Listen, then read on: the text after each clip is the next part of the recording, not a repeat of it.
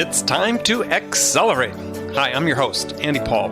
Join me as I host conversations with the leading experts in sales, marketing, sales automation, sales process, leadership, management, training, coaching, any resource that I believe to help you accelerate the growth of your sales, your business, and most importantly, you. Hey friends, this is Andy. I want you to meet Dario Priolo. He's the CMO and demand generation practice leader at Sales Performance International. We sell high-value solutions with a long sales cycle, and there are many influencers involved. His team wanted to drive more revenue from their target accounts, but they needed a breakthrough. Well, we really had to look at dozens and dozens of providers. And when we did that, when we did our research, we ultimately decided that Engagio was right for us. Engagio's account-based marketing and sales platform enables teams to measure account engagement and orchestrate human connections at scale. Opportunities in our target accounts are up 25%, and pipeline is up 30%. It's made them a lot more productive. They really now have a platform that allows multi-channel, multiplayer outreach to manage these complex relations in very large accounts. Marketing now has outstanding visibility into the most engaged accounts, and they really know where to focus their efforts much better. Head over to engagio.com/accelerate to download their clear and complete guide to account-based sales development today. That's engagio.com/accelerate. Hello, and welcome to Accelerate. Joining me again on the show today, I'm pleased to welcome Jack Kosakowski. He's the global head of B2B social sales execution. Great title. At Creation Agency. Jack, welcome back to Accelerate.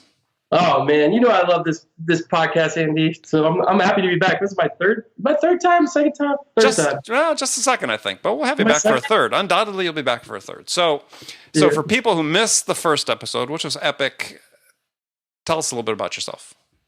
So 12-year sales professional that's been all over the map. Worked in manufacturing, and ended in tech. Really found kind of a niche in this in my realm of sales in the social piece of it. Mm-hmm. But I would say that I'm a pretty well-rounded sales guy as it is. But it's kind of become a really passionate guy that wants to prove the model of how social integrates into the traditional sales process and among other things. But I'm just helping trying to build a digital agency that we work with enterprise companies, mid-market companies to really get the competitive advantage and understand how they can use social to their advantage to, drive revenue with their sales teams. All right. Well, so let me lead off before we get into social. Let's lead off with this, just sort of a general question. Is in your mind, because you talk to a lot of companies, you, as I said, are very involved in this whole social, evangelizing that. So in your mind, what's the single biggest challenge that sales reps face today? They don't know how to sell. I mean, they've never had really good training. It's true. Companies just in general, not just social selling. You think they just don't know how to sell flat out? I just don't think. I think that there is the SDR, right? And a lot of people say that the SDR is the most glorious thing that happens to sales. I would probably disagree for the most part. That I think that it might be one of the worst things that happens in sales, because what's happened is you've got a lot, a lot of companies have grown, lots more sales jobs are available. Mm-hmm. People have to fill those. And what they've done is they literally want to shortcut the sales training piece, throw somebody on a phone, tell them to set appointments. These people are starting to advance. But what happens is the companies are not actually investing in sales training. And I can tell you, working and talking with millennial sales reps every day, their number one challenge is they've never been taught the proper way to sell. They've had to learn it on their own. And the good sales reps that you're seeing these days are either seasoned, mm-hmm. or they were, the younger generation that just, dove into learning. I mean, they kind of figured it out on their own. They listened to podcasts, they read books, but it's not the companies. The companies just aren't giving sales reps what they need to know, what they need in order to really sell, beyond all the tools and the processes and things. So why? I think, there's just so much pressure to grow, right? And so I think that the Band-Aid and what companies think is the right way to sell more is to add more people to the bucket, right? Yeah. Add more people. And unfortunately, you're seeing really good companies die, and I'm not going to name any on right now that I know of, but I think it's mainly because they've tried to shortcut their way into selling their product. They thought, we'll just hire a bunch of people and we'll do the quality versus, quantity versus quality. Yep. And it's killing people, and nobody wants to admit that they have a sales training problem. Well, they don't admit they have a sales problem, is what you're saying. It's not they have a sales training problem. They've got a sales problem. But to me, in most cases, to me, a sales problem is all stem from a sales training problem. Right. I just like to say it. The global view is there's a sales issue. I mean, so we take the tech business. I mean, as you talked about with the SDRs, there's been a belief that, the subscription sales model, the inside sales model that's been growing very rapidly over the last several years is sort of the messiah for many of these companies. If anybody's got a decent product, we put the sales model to it, we're going to succeed. But they're finding out that's not the case. In fact, it seems like, as far as I can tell, based on the research reports I'm seeing, is that the new sales model notwithstanding, which is a perfect fit for the subscription business, but it's not moving the needle relative to overall sales performance, sales productivity, number of reps making quota, success rate, survival rate of the startups. Yeah, I mean, it's true. I think everybody's just trying to shortcut. I don't know if it's just the digital innovation things, people start to read, and, you got these gurus of all types, sizes. They, hey, you got to do this AI and machine learning, and we got all these things, and you know what? It's literally going to give you the sale on a silver platter, right? It's like, I don't know if people are just buying into it or what, but I think that everybody's going to learn the hard way, and people are already learning that it all goes back to one thing, right? Proper training on how do you just do the basics of sales, right? Relationship building, good conversations, good questions.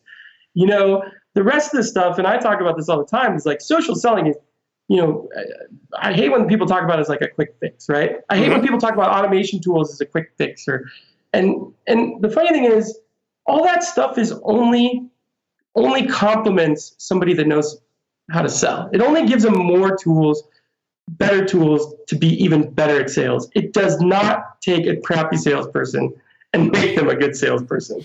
Or an untrained salesperson. Yeah. And I think one of the things I'm really seeing lately, maybe I've just been paying more attention to it is because I'm a business owner and I'm kind of dealing with my own business, but and I suck at this. So I'm actually admitting something that I think is industry-wide that I'm actually bad. Spending the time really training your sales reps past just training, right? Mm-hmm. So I think it comes with, for me, I'm in a role where I don't have a lot of employees. I have to do a lot of the work still, right? As running the company. So I don't get the time that I really should spend with my salespeople outside of just the sales trainings we do. And I think that that's another lost art, is just lazy sales leadership. And mine isn't lazy. And mine isn't because I'm lazy, and maybe other people, but sales leaders get busy. Lack of coaching. We lose sight of the one thing that matters, and that's the people that are actually moving the needle to keep us in business, right? Right. So we're really talking about coaching at that point. And this, I was just interviewing somebody earlier today about this. Research that's been done is fairly clear that coaching by a sales manager of a sales rep may be the most impactful thing and best investment you can make out of anything to change performance. And I don't want to put this all on sales because we are a digital marketing agency. So, I have to say that salespeople are only as good as the marketing that backs them. And I don't care what you say anymore, especially the digital age, the way that the buyers are buying a little bit differently, right? Mm-hmm. You still have to know how to sell, and that's important. But even more important in the digital age is you've got to have marketing that backs up your good salesmanship skills, right? You've got to be able to give people the content, and you've got to be able to, slowly drip and stay in front of people, right time, right place, all that things. So, you have to have such a full-on strategy with marketing and sales, fully aligned, and all the right things in place to really be successful and go at scale. I think that's why you see some companies are really good at selling, companies are really good at marketing, and those are the companies you always see that fail. It's the ones that are really good at sales and really good at marketing and they figure that out. That's the long-term scalability piece that you have to have, I think, today in business to get anywhere. Well, I mean, that really speaks to the need, especially if you're doing on the enterprise level, to do your account-based marketing, your account-based selling, so that you are fully integrating your sales and marketing together and a coordinated outreach to, range of contacts within a company, within a targeted organization. Yeah, I mean, there's just no more luck anymore, right? It used to be you could, buy a list and, hit a hammer on the head and, send it to 1,000 people and 5 would respond and you'd have 5 good appointments and, you had the competitive advantage tool and you sold them. Trust me, I'm dealing with this right now. I'm probably one of the most visible people on social media. Lots of people know me, lots of business owners. And I'll tell you right now, nobody's coming and just begging, knocking on my door, right? So, I can tell you firsthand experience, yes, I do get some inbound business from my visibility, but, no matter how good your marketing is, drawing people in, it's that much harder to draw them in from marketing, but now it's even harder to actually sell them. And that's coming from a guy that lots of people look at me and go, oh, everybody knows who you are. You just have people begging at your door. No, trust me, I've never had to sell harder in my life than now, the more visible I am. And that's just the truth. Yeah, I mean, it's an entry point, nothing more. You still have to sell. Yeah, absolutely. And you know what? You still have to you still have to sell, and it's so much harder to sell today because of all the moving parts that buyers expect from you, right? Well, you say so let's unpack that a little bit. So it's so much harder to sell today versus when? 5 years ago, 10 years ago? When you used to be able to hand a brochure and say, this is our content, this is our collateral. I mean, customers these days, they want so much, right? Not only that, but there's 5, 6 people making a decision now, right? It's not like you walked in and talked to the CEO and you sold them, $10,000 deal. I can't get into a deal. I'm not ever into a deal now that I don't have 4 people that are making the decision. And sometimes I've got to sell each one of them a little bit different, right?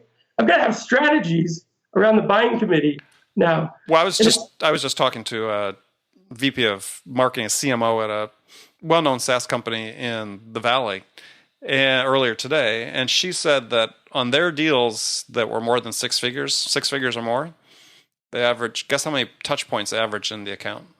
I wouldn't even want to know. I'd be scared. 34. That's they tabulated over the last year.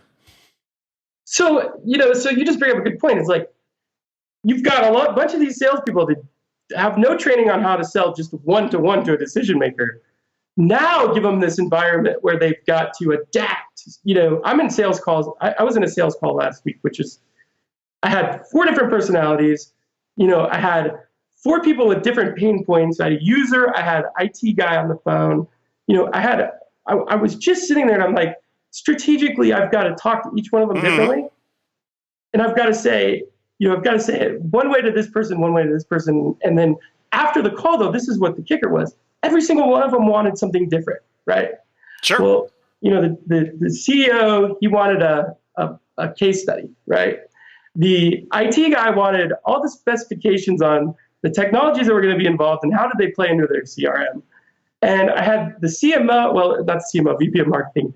VP of marketing wanted a strategy, right? She had a certain way that they wanted something done, and she wanted to see how we would approach it. And I was just like, the amount of work after the conversation, I was just drained. The amount of work that it took just to get these 4 pieces of content for each individual that I didn't even have, 2 of them I didn't even have on my own. I had to go to my team. That was a lot of work as a salesperson, and that's how sales is evolving. It's crazy. It's like it's a true art, I would say, these days of communication. Whoa! You can't say that because, gosh, there are people that go to their death swearing that sales is a science these days. In fact, I read a blog post not that long ago by a fairly well-known person in the Valley saying, "Dude, if you still think sales is an art, you've lost it. It's all science." Well, I'll tell you this: if sales I don't agree, by the way, but if sales is a science, then somebody give me the equation, because every single buyer that I talk to or every single person that I have in my sales funnel right now, all want something different. I can't sell the same way to anyone anymore. There's just no way around it. I mean, you've really got to understand people one-to-one more now than you ever have, in my opinion. Oh, I agree. And this gets back to the issue. Let's go back to what we talked about for the beginning, is that, so in your mind, how do you train raw sales reps? And I would make the case it's not even raw sales reps. I'd say sales reps in general, because they all seem to, in my mind, most of them fall short in this category, on these basic fundamental sales behaviors, relationship building, asking great questions, things we talked about.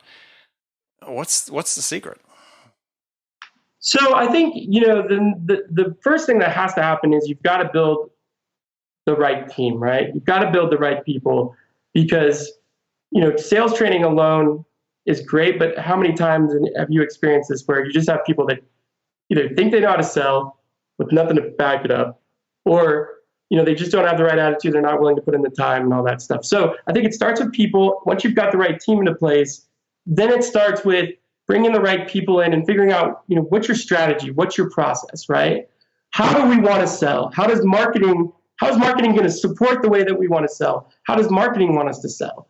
Coming up with a full strategy, then you got to build, in my opinion, you got to build a stack around that strategy. And when you bring in your sales team to do a training, you've got to teach them how to sell first, sales training, right? That's bring somebody in. I always say, if you don't know how to do it yourself, bring in the expert to teach you how to do it, right? Mm-hmm. But I think the second, when you're doing that, though, I think a lot of people bring in a sales trainer, but they just say, teach my people how to sell, right? Teach them how to prospect. Well, that's great, but what's the overall strategy in the end game? Is there technologies around this process that this person's supposed to teach you on how to prospect, right? So having a core understanding of what you're trying to achieve will then allow you to go find the experts around what needs to happen to train your sales team properly. And I see a lot of this. Companies go out, I have this happen to me. They call me and say, I want social selling training. We're looking to do a sales kickoff. I go, that's great. Well, let's dig a little deeper, right? What's your close rate? Well, we're dying right now. It's 11%. Well, I'll tell you right now, I'm not the guy for you, right? I can't fix 11% close rate with social selling. So, you might have to go out and fix that piece of the pie first, which is they need to learn how to probably just sell. And I'm not going to dissect their funnel and all that, because that's not my expertise, right? Sure. I tell people to go elsewhere for that. So really understanding what is it, where are we lacking, where do we need help, and figuring out the right person to come in and help you fix that, and doing it all in a process, right? Yeah. No, I agree. I mean, experts, there's a reason, experts are there, and not everybody can be an expert in all things. So having people that specialize in certain things is absolutely important. Yeah, I think what you described is a fairly logical process. I think my belief is, and as we look at salespeople, and I've sort of said this before, is that we need to get back even to basics, even more than people think at this point in time. And I think that there's some sort of sense, and you alluded to it when we were talking before the show, is that people think that technology is a substitute for the basics and for the fundamental behaviors. I'll give you a perfect example is one of the very basic things is reps talk to customers and they don't pay attention. And you're smiling when you say that, but it's just, you see it time and time and time again. And so I was giving a workshop a couple weeks ago. This company has 80 inside sales reps. And so I asked them, I said, okay, raise your hand if you turn off your cell phone when you're making outbound calls. None of them do. So they're all keeping their phone on their desk during that time while they're making calls. And they're wondering, why they're not tracking conversations with customers. I mean, something as simple as that, right? I said, well, have you ever thought about just turning it off and putting it in your drawer for 2 hours while you make calls in the morning? Simple. Think about how much more effective you could be on your calls if you were completely focused on the customer. That's just one, right? I mean, it's a very simple one.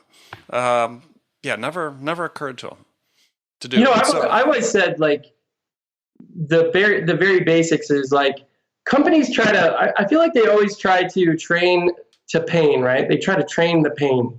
So they tell you, okay, you got to ask this question. You want to get this answer, and if you get this answer, you're gonna say this, and right. So there's always this training element that we've seen in sales. And actually, I heard a really well-known trainer. I was listening to a course online the other day, and I go, oh, they're doing that. So right. I think that there's there's new innovative ways to sell, and I don't know why I'm saying innovative ways, but like train pain, like to me, it doesn't work anymore, right? Like I've listened to my salespeople in the past, and like yeah, you got that question, you know to ask that question, you know what answer you're always going to get, right?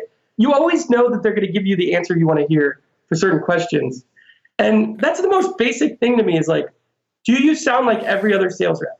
Are you asking the same questions that every other sales rep is asking?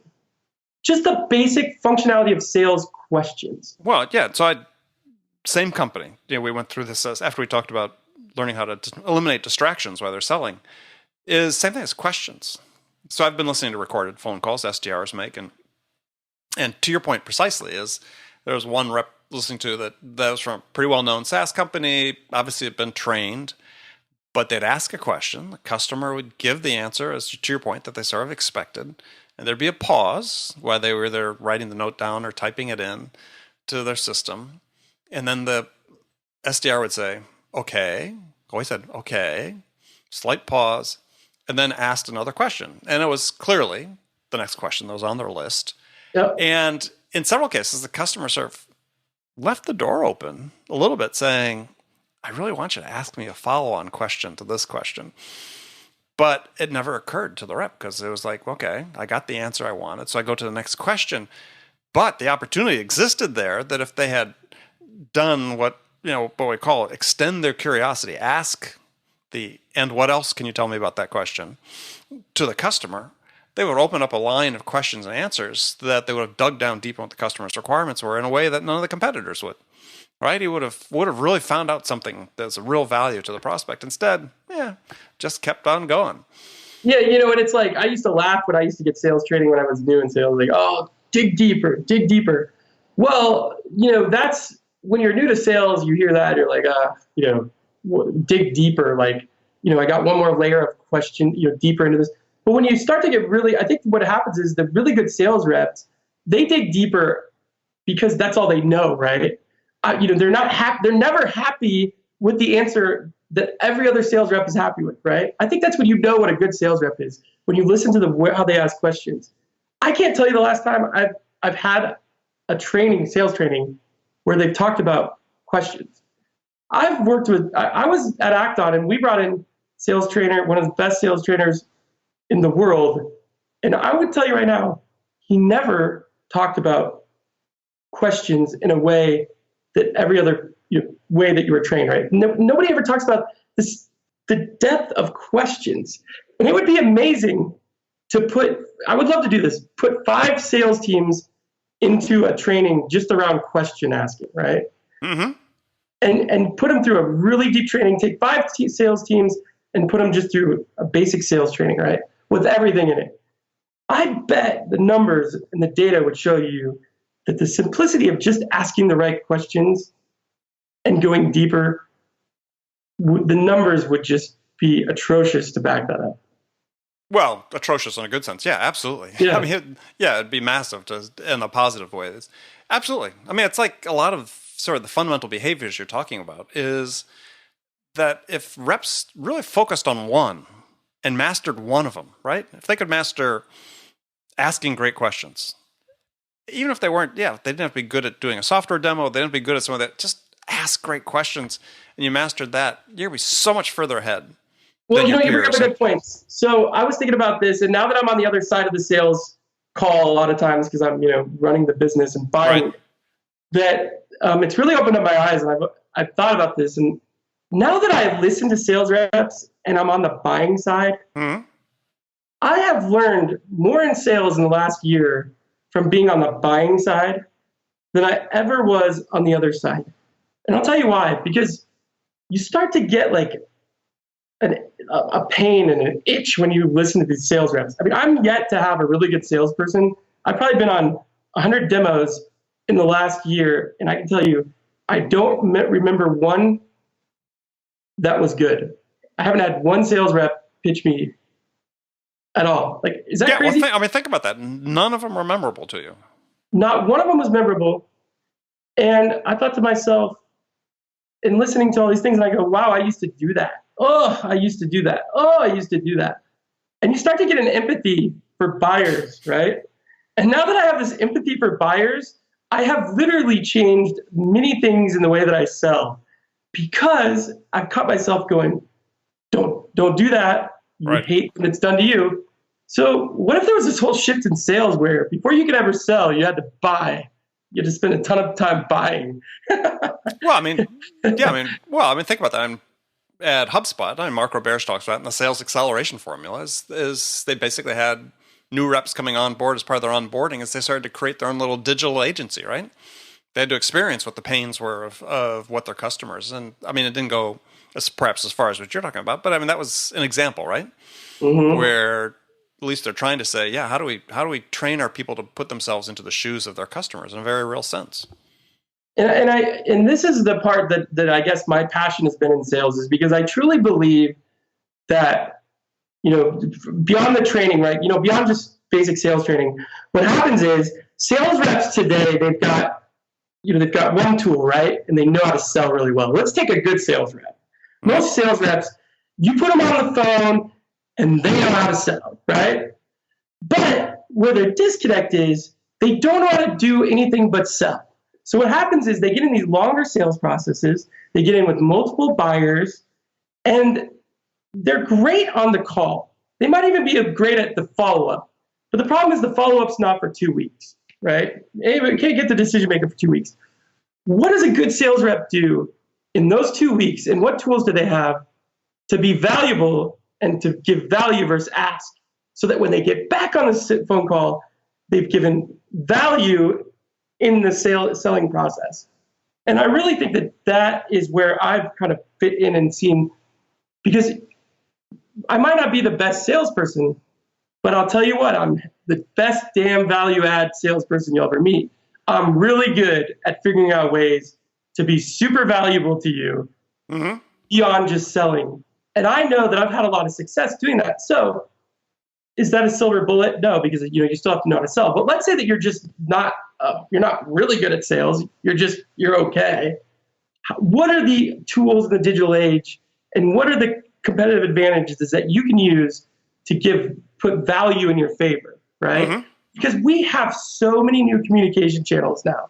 We have buyers giving us so much information about them personally and professionally, whether that's their kid has some type of, let's say dyslexia, right? And you see that they shared that they are part of a group, they're raising money for dyslexia, right? Right. That to me is an amazing thing that we can use in sales today as a value tool for empathy. And we can go and we can help them share to our network. We can donate money to that, right? We as sales reps, the one thing that we have always been taught to do is to sell. But we've never been taught how to just give personal and professional business value outside of just selling somebody. And if you can mesh the two together, and you're really good at sales, but you're even better at giving personal and business value along the way, your life will get a lot easier, and you can actually turn this into a long-term career, in my opinion, by being able to learn how to do that. That's an interesting take. I mean, I would say most sales reps don't really think about that sort of personal value they could deliver outside of the sales context, right? But that's how you get memorable. I mean, in this noisy world of everybody trying to sell you something that's faster, shinier, and moves the needle, saves you time, how do you be the one sales rep that somebody just goes, you know what? Dang, they have a good product, but dang, I just want to do business with Jack. Exactly. Right? So here's one of the fallacies I think that too many sellers get into is they think that the best product wins. And the best product doesn't win. Or the best sales pitch wins. Or the best sales pitch win. Not necessarily the case. Because I can tell you that when I hear that somebody's got a relationship with one of my competitors, and it's really good relationship, but I know I've got a better product, in the back of my mind, I usually go, this one's probably not even worth it, right? Right. Because the relationship in the end, 9 out of 10 times will beat a good product. And the experience, sales reps, we've kind of I think that experience, I think, forms part of the relationship. Yeah, and what I like to do is I like to be proactive about it. I think most sales reps are reactive in their selling, right? I got a lead, I got a conversation. Now I'm going to ask the right questions and, reactively sell them. So I think in the digital age, we have a really good opportunity as sales reps to sell proactively, build that relationship with our buyers at a mass scale proactively so that we can over time build, a network of people that know who we are, how we have conversations, we've been valuable, we haven't asked anybody for anything. And now if we can build that network and that pipeline proactively, we can really start to use our salesmanship skills, right? Which ultimately is the end game. But there's so much more that we have to do in the front end, just than knowing how to sell. I agree. All right. That was one of the few times I've had an interview where I didn't use anything I prepared. So that was actually good. I like that. That was good. That's like, going to a presentation with the customer and not opening your laptop. So that was fantastic. I loved it. Always we can do that. So Jack, that was great. So I've got some standard questions like I did before when you were on the show, except different standard questions I always end the show with. So let me ask you this one. So in your mind, is it easier to teach a non-technical person how to sell or to teach a salesperson how to sell a technical product? Oh, man. Excuse me. Wow. That's a good question. I would rather teach a technical person how to sell a product, and I'll tell you why. Because they'll be coming from an educational point of view.